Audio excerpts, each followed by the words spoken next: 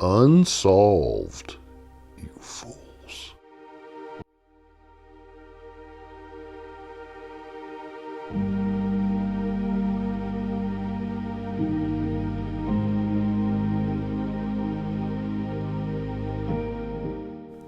Episode 110, Zodiac Killer Case, Thinking.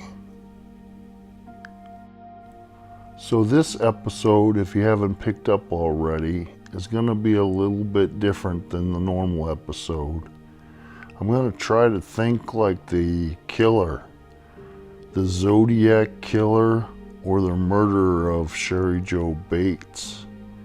And so the way we're going to do this is we're going to look at the confession letter that he mailed to the police about a month later. And so here's the letter. It was typed.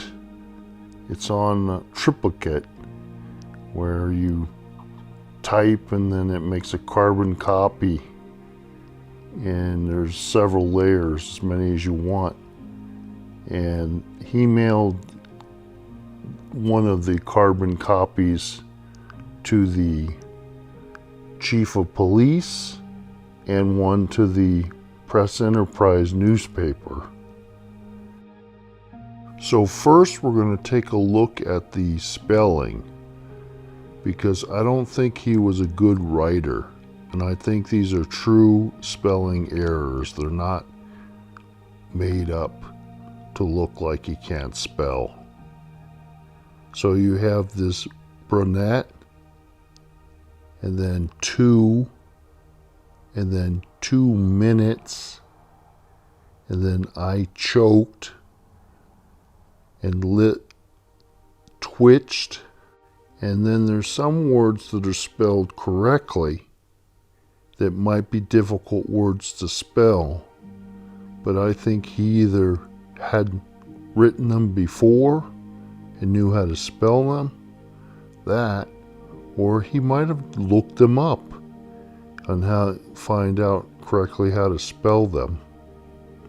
Like the 2 minutes, I think it's possible he knew how to spell minutes, but he typed it already.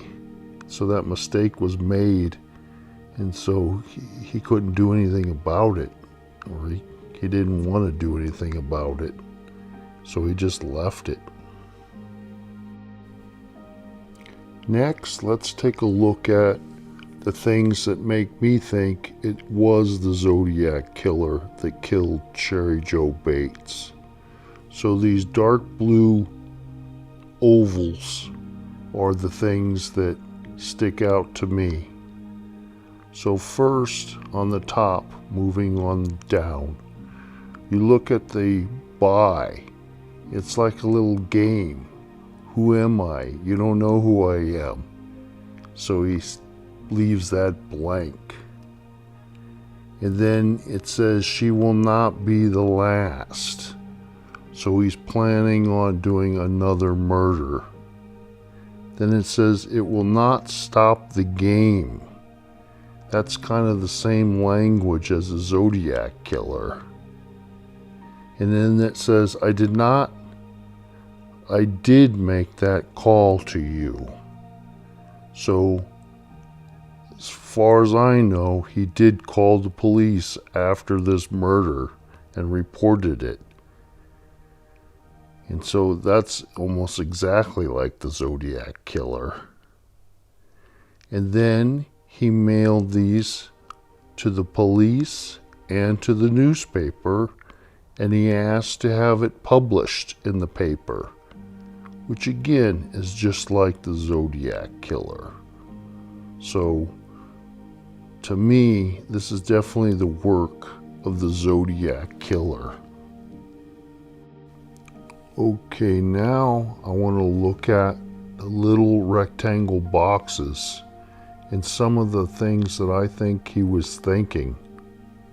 The first thing I want to do before I talk about those is I think the whole thing is full of a bunch of lies. It's all a game. This sisters, daughters, wives, another person in a dark alley. All these things are just made up stuff. He's playing with the police. But there is some truth in here because he's trying to describe what happened, because he wants to prove that he's the one that did this. So, looking at the first thing we have is I first pulled the middle wire from the distributor. So that wire controls the sparks going to the pistons if they fire or not. So if that wire's pulled, they won't fire. And so what happens is the engine just turns over and over, but it won't kick and start. And so my feeling is he must know how engines work, and that's why he did this. Furthermore, this is a VW bug, and the engine is in the back. And so someone that's not familiar with cars wouldn't know the engine is in the back, or might not know. Then it says, I waited for her in the library.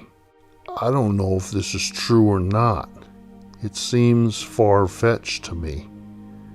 But if he did go in the library and he had to wait for her for a long time, that might be the time that he wrote the poem on the desk. So that writing on that desk might actually be his writing. But it's also possible he never went in the library. He just put that in this confession letter. I waited for her in the library and followed her out after about 2 minutes. Well, to me, it doesn't seem like 2 minutes is long enough. So maybe that's just a mistake or something. But then it says the battery must have been about dead by then. Well, the battery would not have been dead after trying to turn over the car in 2 minutes. It would take a long time of turning the engine over and over and over for a long period, at least 10 minutes, before the engine was dead. Then it says, when we were away from the library walking, that's when he attacked her. But that doesn't make sense with the facts, because the car door was left open. And I don't think Sherry would have walked away from her car with the door open. So I think it's more likely that he attacked her or put a knife to her and then kind of led her away from the car.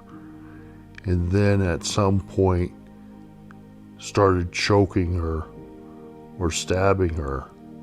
And then she fought back and then succumbed to his assault. So I don't believe any of his claims that this was a attack because he was turned down for a date in high school, or he was rebuffed or something like that. I think this was just him out to kill somebody that night. And this letter is to deceive the police. And this is a game to him. And this is the Zodiac Killer. And this is what he does in Northern California. And I think the reason this is a little bit different is this was one of the first murders that he did. And therefore, when he got to the San Francisco Bay Area, he changed his style of attack. He was more careful, he used a gun, and he had a bigger plan on how to contact the police and contact the newspaper. And he came up with these ciphers.